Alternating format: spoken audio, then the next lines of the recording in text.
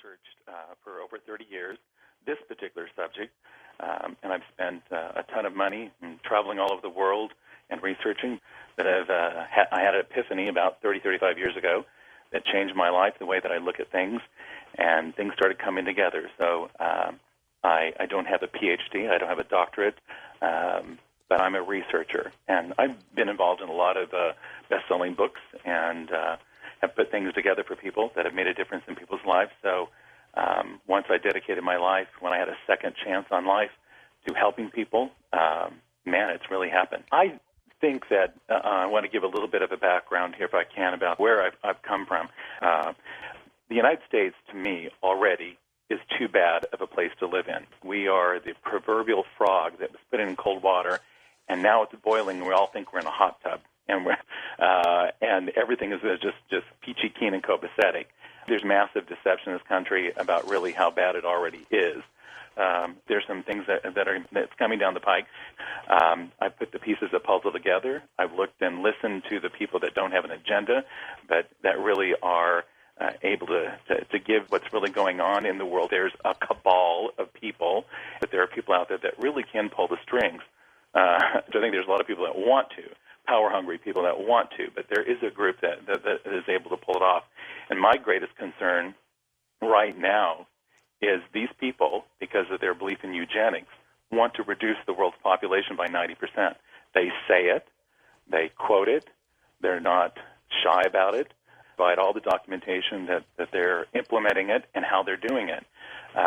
So there's a lot of scenarios that can come down the pike. I mean, just a bunch of, martial law. If Obama wants to sign martial law into effect tomorrow, it can be done. It's just a signature. But there's a lot of things that could potentially happen. Another Chernobyl, Fukushima type event, world war. I mean, look at what's going on in the Middle East right now with Israel. Things could get out of hand. We know that there's going to be tit for tat. There's countries that are raising their ugly head against each other, and they're fighting, and Russia's threatening, China's threatening. Russia said don't go into Syria to the United States, and so the world powers are kind of at a very tense edge right now. I think everybody knows that the economy of the United States is in deep, deep doo-doo. Anybody that looks at any graphs knows that it wasn't too long ago we were the greatest creditor nation on earth. We had more money than everybody. Now we're the greatest debtor nation on earth. We have more debt than 90% of the countries in the world combined. The economy could collapse. We could get into hyperinflation.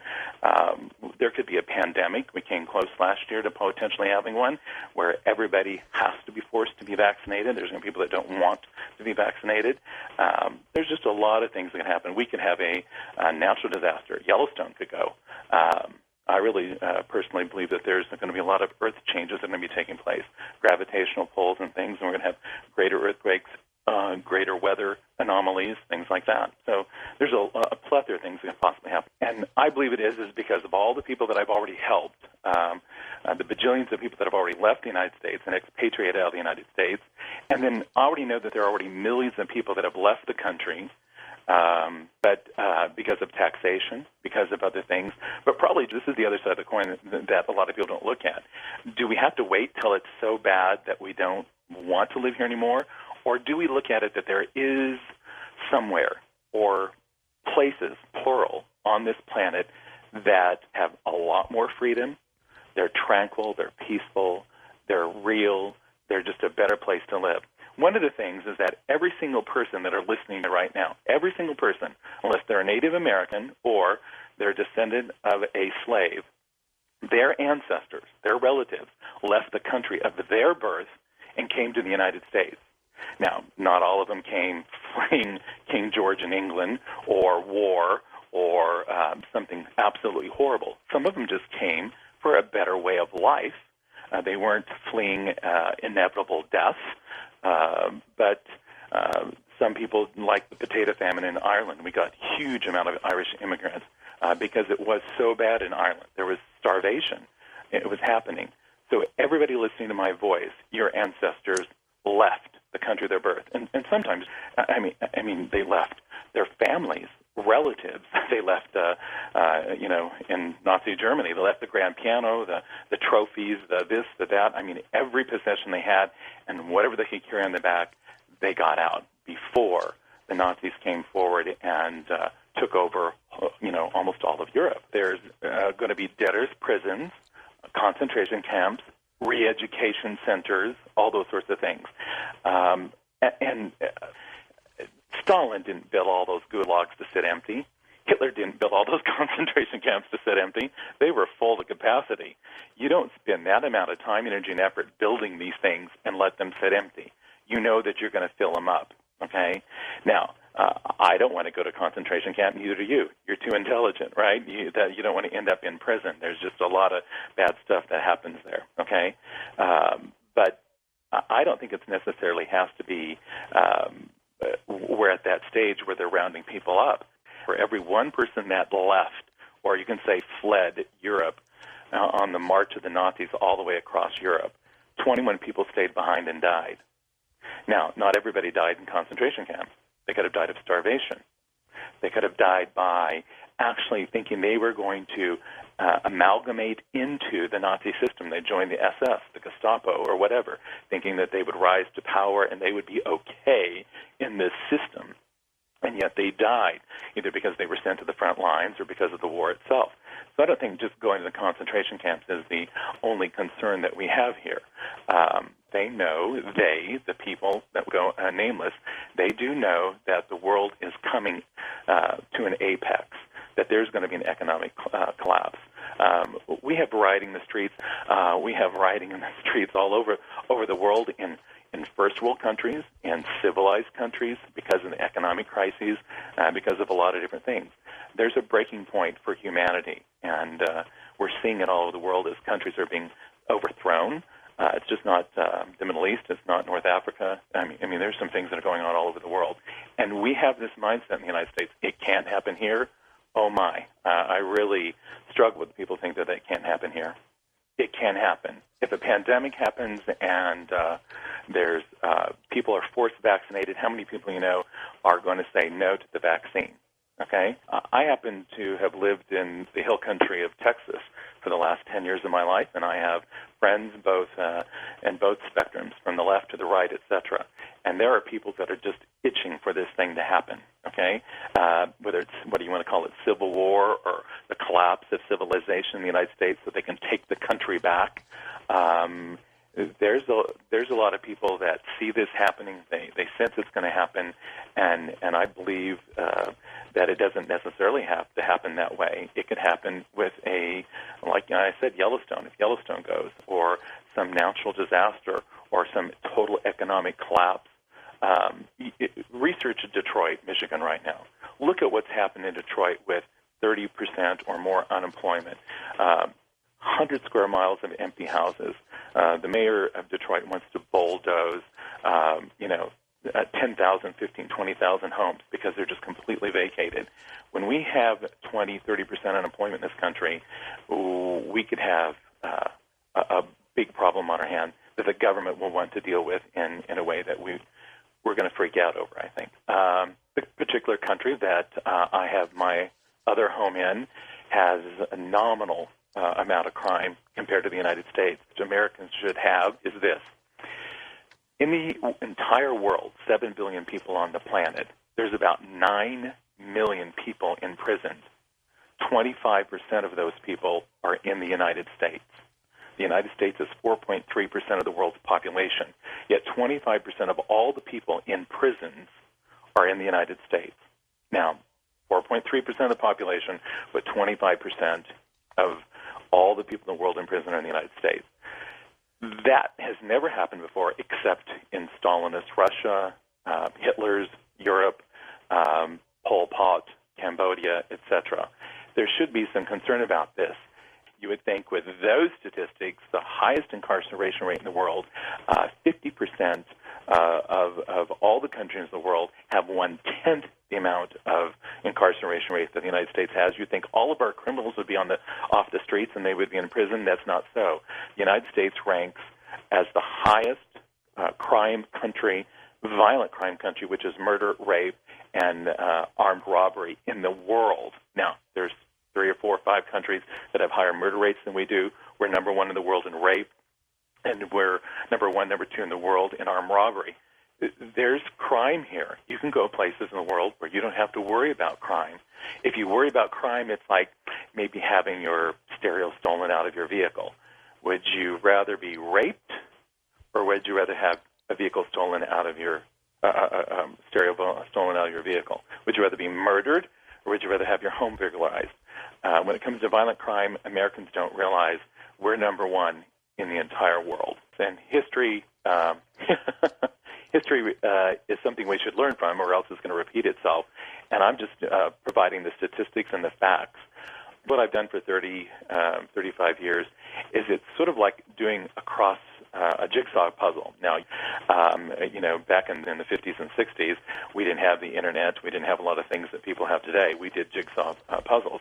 And to do a jigsaw puzzle, you just dump everything out of the box and you turn everything upright so you can see that. And then you start finding the flat edges. And I used to do a lot of jigsaw puzzles, and I could do them really, really quick. There was a challenge that I had, is to do a jigsaw puzzle without looking at the box. Say the box was a barn with a little pond and 2 people there and the blue sky and the white clouds, etc. Well, looking at the box, you could pick up a piece and put things in. This whole thing that I've been doing is like doing a jigsaw puzzle. I'm putting pieces in and seeing the picture of the future of the United States, the future of the world, based upon all the facts and the information that have been given to me. And in the process of doing this, I began having these thoughts in my mind. Well, this is probably going to happen, and that's going to probably happen. And when those things did, as I saw the picture clear, I didn't think of myself as a prophet in the way that people think of prophets today, like a religious prophet or even Nostradamus and quatrains and all this sort of stuff. I just thought, man, I'm putting things together, and I can see into the future by just having a huge amount of information. The way that I've always described is like a weatherman. A weatherman can predict, let's say, they can say 3 days from now, we're going to have severe weather outbreak because this warm front with this moist air is going to meet with this cold front, etc. 72 hours later, perfectly sunny and 70 degrees and nothing even looks like it could potentially be bad. He's predicting the future. And I think that we all can look into the future a bit by looking at all the pieces of the puzzle, putting as many in as we possibly can, and we can see the future. We really can see into the future. I've spent 35 years doing this research, hundreds of thousands of dollars, traveled all over the world. Oh, my God. It's just, the most unbelievable information. I bet everybody listening to my voice right now knows there's, in the back of their mind, they might not want to think about it, but they know there's something innately wrong that's going on in the United States and in the world. And what they don't want to have is no choices. Just like in Germany or all of Europe, there were rumors about what was going on. There were people going, I'll never leave my home, my family, etc. There got to be a point in time where it got so bad that it was life and death. It was a choice of life and death. And people that waited too long, they got caught behind the lines. Paper, please. Well, you don't have your papers, you never got out.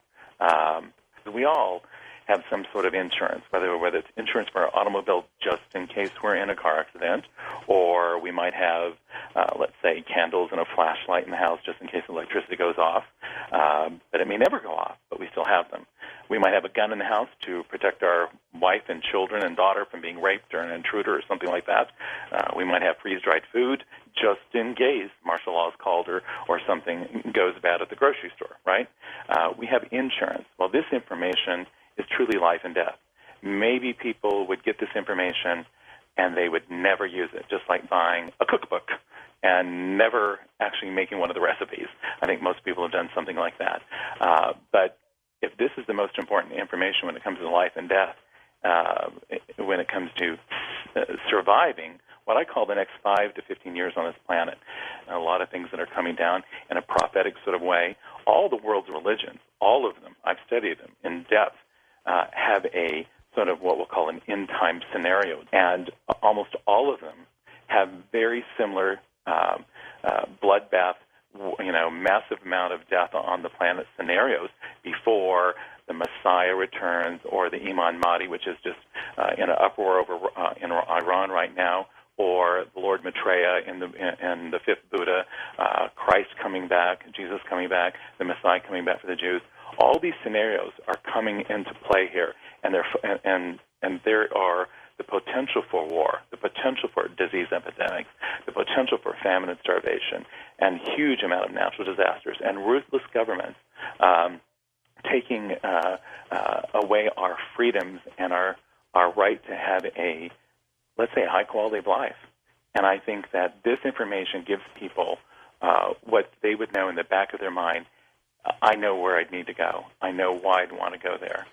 For every one person that left Europe, 21 stayed put and died in World War II. 79 million people died in World War II. I know a lot of people that are hunkering down. But this is my mindset, and I know this. I don't want to come across any way, shape, or form just being arrogant. But this is what I believe.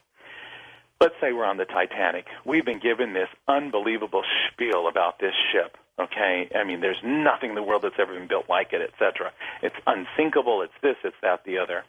The moment it hits the iceberg, there's probably only a few people on the entire Titanic that really know what's going to happen in the next few hours. They know for sure, 100% sure, that it's going to be at the bottom of the North Atlantic, deep, deep down there. Now, we've heard this story about, people rearranging the deck chairs on the Titanic. If, let's say, nautical engineers knew for sure that the Titanic was going down, we have hindsight because we know the Titanic, but if we knew for sure, all the people saying, let's go bail water, let's take a boat, let's just wait and see, we gotta protect the Titanic. I mean, this is the Titanic.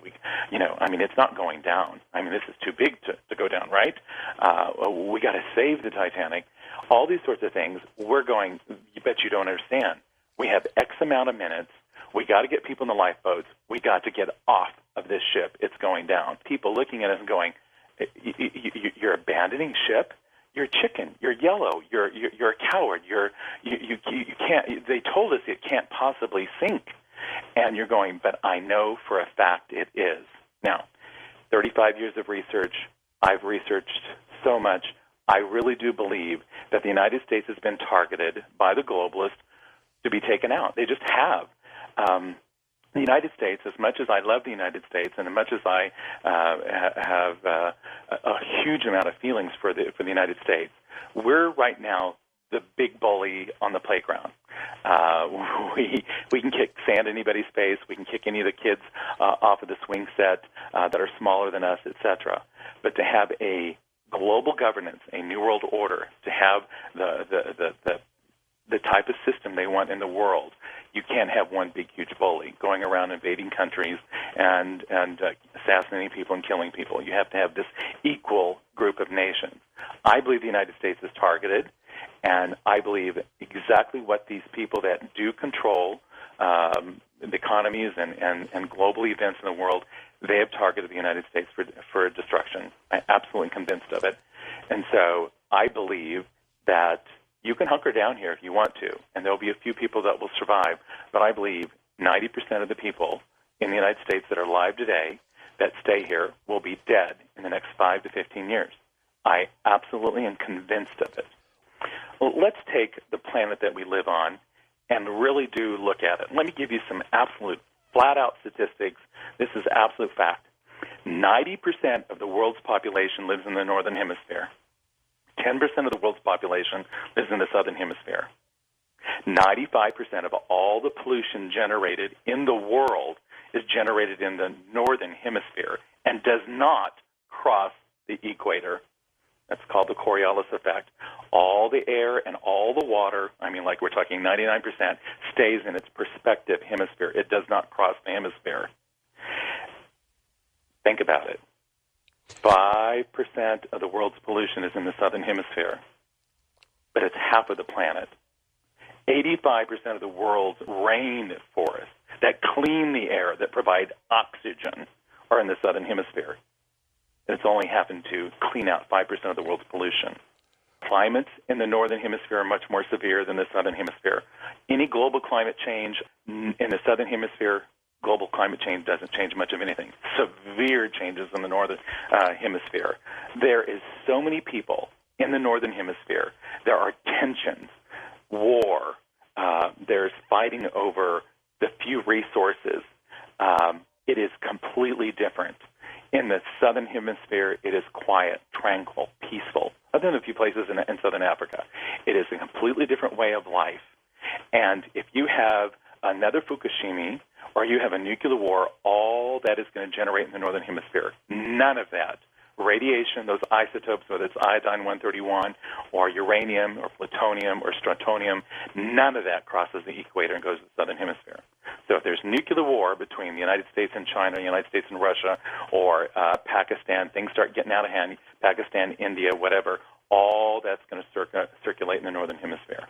15 years ago, I moved my wife and my two children. It is so much better than the United States by 1,000 different ways. I mean, it just, I cannot begin to tell you how much a different lifestyle it is to live in an area that's peaceful, that I have a home in. I don't own a home in the United States. I could certainly afford to have one, but I choose not to. I choose not to put my money and my time and my energy effort into developing things in the United States. I have in my safe haven country. But it is in the southern hemisphere. It's in the southern part of the southern hemisphere, and it is in South America.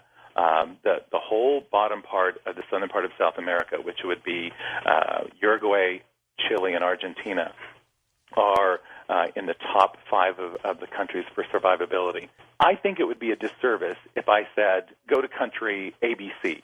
And I'll tell you why. To me, and I've heard this from a lot of people, it'd be like getting one of those bookcases or some piece of furniture that you have to kind of put together and it doesn't have instructions. I believe that of all the deaths that are going to take place in the next 5 to 15 years, it's going to be because of these 5 things: war, disease, famine, natural disasters, and ruthless governments. And there are places where the country that I've moved to, I'm predicting less than 4% of the world's 4% of that population will die. But the vast majority of the countries are going to be 50, 70, 90, 100%. I believe in this collapse of civilization and with war and all the other things that are going to take place. There are some countries that are easier to get into than others. There's still a few countries that are not so overwhelmed in their immigration offices by Americans and Europeans. But let me tell you, millions of Europeans and millions of Americans are moving to these countries, and they are overwhelming the immigration offices. So they're going to make it more difficult as the day goes by, as every week goes by, to be able to have Americans get in. I think that you have to look at it as you can look at the ones. Ecuador, I've just recently helped a family move to Ecuador with 5 kids. It's an incredible place. There's a lot of people that are moving to Ecuador for various reasons now. It's directly on the equator. It is in the top 5, but all the countries are in the southern hemisphere. They're in well, almost all of them are in the top 20. There's a few countries that are in the northern hemisphere, but it's difficult to get into some countries. Look at Australia and New Zealand. You have to have a lot of money. You have to speak English. You have to be young, yet you have to have spent your whole career in the same business. It's a point system. There's no easy country to move into. I mean, if you had, let's say, I owned a country, just me, just let anybody in? No, of course not. We let all the criminals in? No, of course not.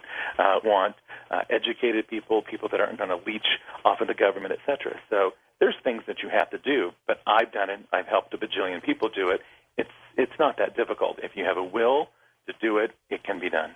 And because this new passport application process that's impossible to fill out is relatively new, I'm going to pass on my personal opinion, stick with as much fact as I possibly can. The fact of the matter is right now, and I think people will see this, that people are playing Russian roulette. I mean, I'm not talking one bullet in a 6-chamber and spinning the revolver and pointing the gun to your head. I think you got 2 bullets in the chamber right now. The worst thing that could ever happen to any human being, and I've thought about this in my near 60 years of life on this planet, is regrets. I don't want any regrets, and especially when it comes to my wife and my 2 teenagers. I want to do what's right by them, and I think that everybody listening to my voice right now doesn't want to have regrets. They want to have options. They want to live. They want to live a high quality of life. And I think that they know there's something is going on in the world, and especially in this country, just people that are looking for a better life now. We could look at this as, why are the millions of people that are leaving every year leaving? They're leaving for a lot of different reasons. Some do see the handwriting on the wall, but other people are looking for a better way of life.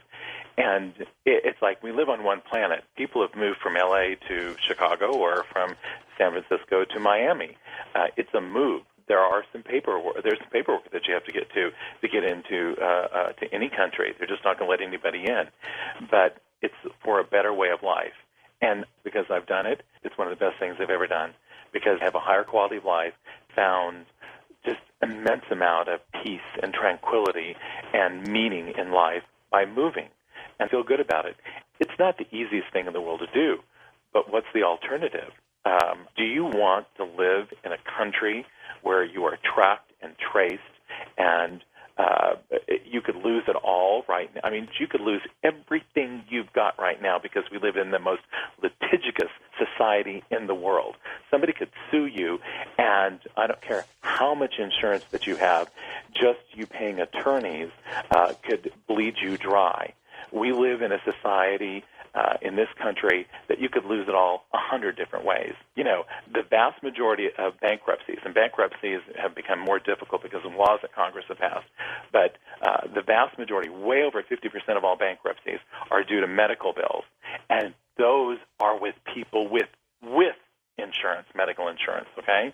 So how would you like to live someplace where everything is healthy and organic and people live a longer life? The country that I moved to has a higher life expectancy, has a higher literacy rate than the United States, has just, percentages of the crime that the United States has. The people are real. Let me tell you about a libertarian society. And I don't want to get into politics because it's a tough subject, but I live in a society. All the major world globalists, Ted Turner, who says, population of the planet, no more than 500 million people. That means more than 9 out of 10 people on the planet has got to go, according to Ted Turner. He owns tons of land in the southern part of South America. George Soros, who can make one statement and ruin a country, ruin an economy. There's very few people as powerful as he is. He owns tons of land in this area as well, too, in southern South America. The vast majority of the globalists have safe havens in the safe havens. They have it. They know what's going on. They know what's coming down.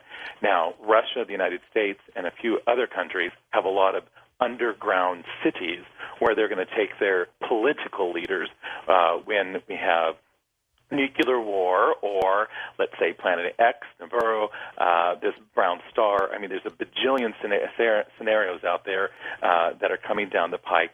They all have their sort of safe haven. But if the globals say 9 out of 10 people got to go, but I think the vast majority of the people in the United States government are not aware and things like that. The government came to me and said, you cannot do this. You cannot tell people the truth. They market their disinformation. They are going to protect the truth and not let it out.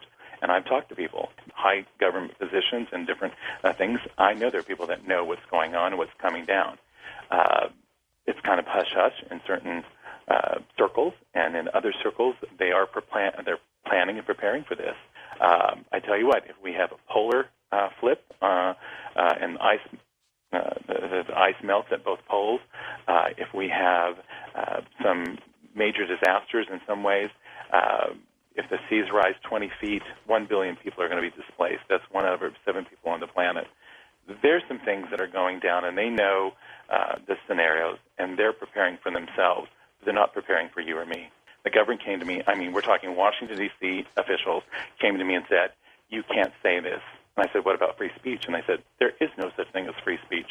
I'm not fighting the government. I never want to fight the government.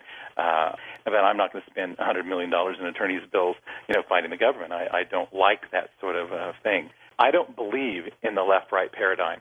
I actually believe they want everybody in a left-right paradigm. That means the left hates the right and the right hates the left. and they keep everybody in this country busy hating each other and fighting each other and saying, we're right, no, you're wrong, we're right, this, that, and the other. And yet they're the ones that are about ready to pull the rug out from underneath everybody. We're all drinking fluoridated water. That's what Adolf Hitler used to keep all the people in the concentration camps docile. And so they just kind of walked like a zombie straight to their death. And whether it's the showers or whether in the beginning where they were shooting them in the head and then bulldozing them in those big, huge holes in the ground. I do not believe in the left-right paradigm. So this is what I believe in. I believe in freedom. And whether you're left or you're right, whether you're a Republican or a Democrat, if you're black or white, rich or poor, if you're Catholic, Protestant, atheist, metaphysical, whatever it is, you would want to live society where nobody hates you. If you were in a left society, in our government, when the Republicans are in power, they have the IRS and everybody, go after the left people, the Democrats and the people that are the big donors. When the Democrats are in office, they use the same alphabet soup to go after the conservatives. And so, yes, there has been left and right politicians in all these countries in South America as well as South Africa. There's been extreme left and extreme right, and the same thing that's going on in Europe and various other places. I think you have to look at survival. And if you're in a society, and Chile is not that, Chile has some problems and issues with it. I mean, they have a lot of earthquakes, they have volcanoes, they have some issues and things that are natural disasters. Granted, I'm predicting only 10% of the people that die in the world will die of natural disasters, but that's still 10%. That's one bullet in a 10-chamber revolver playing Russian roulette. I think there's places that you have to look at totally. If you don't think there's going to be any earth changes, et cetera, that's not a problem. Retiring. There are various different ways to get into some countries. Ecuador, by the way, is one of the easiest countries to get into right now. That's in my top 5. But there are countries that are more difficult. But it depends on your age. It depends on your finances. There's a lot of variables there. Paraguay is a military dictatorship. Uruguay isn't. Argentina isn't, Chile isn't, Ecuador isn't, Brazil isn't. Most of the southern countries don't have military dictatorships, but Paraguay certainly is. Most of all the countries in South America have a higher standard of living than the United States. In the United States, the vast majority of people are in debt up to their eyeballs. The country in which I live, and similar into Peru, people own their own homes. I mean, we're talking all of them. The country in which I live, less than 3% of all the homes in the whole entire country have a mortgage on them. That means when you buy a home, you pay cash for it. You pay cash for everything. The country that I live in South America, it's all cash. So all those people concerned about those economic, from a Christian standpoint of view, people would say mark of the beast or those tracking and tracing, RFID sort of things, that is not going to be the problem that it is going to be in most other countries in the world. The people don't have a concept except the United States if you've never left the United States. Here's a good example that has actually lived and was raised in another country and been to the United States. Brazil, Argentina, all these countries have pros and cons. I can't take the time to get into all of them. They all have their different economic things. The United States have almost twice the unemployment that Argentina has, okay, as an example. So the economic indicators are completely different. Most of these countries that are top 5, top 10, their economies are really moving forward. There's a lot of investment. When I bought my home, and I have a property that's like a miniature national park. I grow all my own food. I'm off the grid. I have my own water source. I mean, everything. When I bought my home 15 years ago, I was the only American in this particular area. Now there's like more than 50 Americans. Now there's more than 50 Europeans. There's a mass exodus out of the United States and Europe. I give the statistics. I give all the documentation. There's millions of people that are leaving, and they are going. Peru's in the top 15. They are going to these countries because you have a higher quality of life. You're playing Russian roulette. You're no different than somebody in Germany, Poland, or whatever, and you're trying to stick it out. If you want to try to stick it out, you can stick it out. But I am predicting 90% of the people living in this country today will be dead in the next 5 to 15 years. The globalists have said it. All the world's religions predict these sorts of things.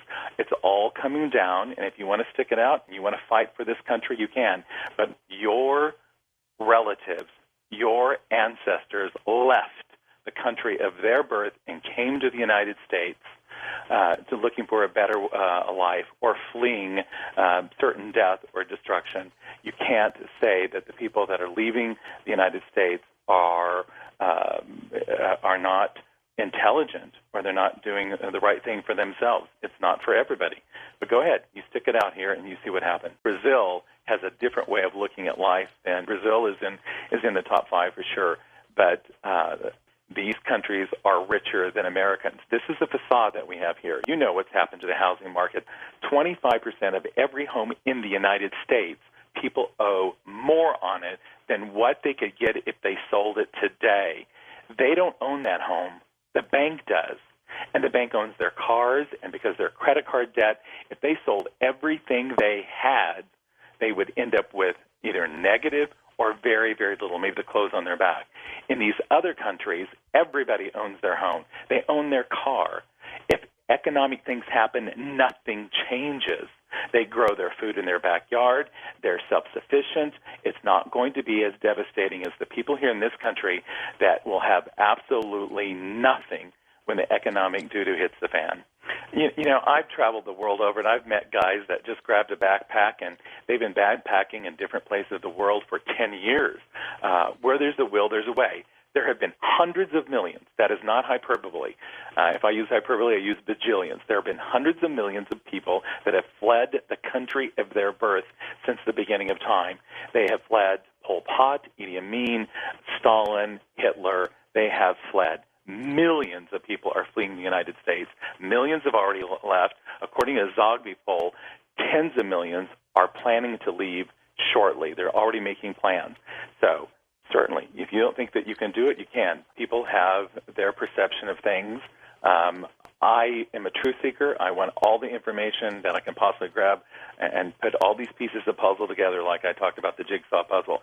When you start putting the pieces of the puzzle together, you're going to see the handwriting on the wall in this country.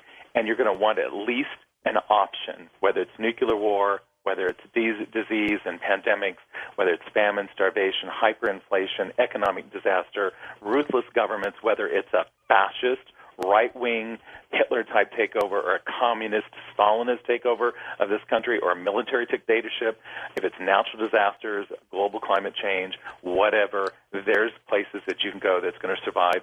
And statistically, the stats don't lie. That the people that have done it just tell me incredible. Say it's the best thing they've ever done. The FEMA camps, I mean, I'm not going to pick on the United States government per se, but I think that they're prepared.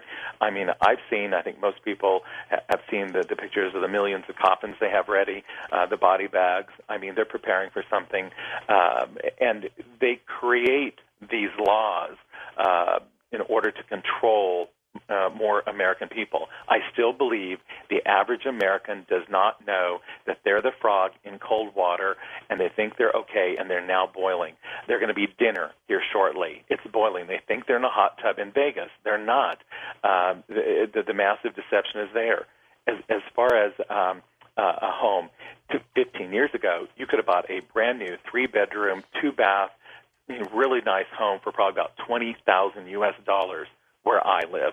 Okay, I live in an expat area, very, very first world, high quality sort of area. But you just have no idea what it's like to buy tomatoes for 10 cents a pound and come back to the United States and buy them for $2 a pound. There's a lot of variables that are going on. Now, there's inflation. There's a lot of things that are changing economies and countries and stuff. But the quality of living and the cost of living I address big time on the website, so you can look at each individual country and what the cost of things are.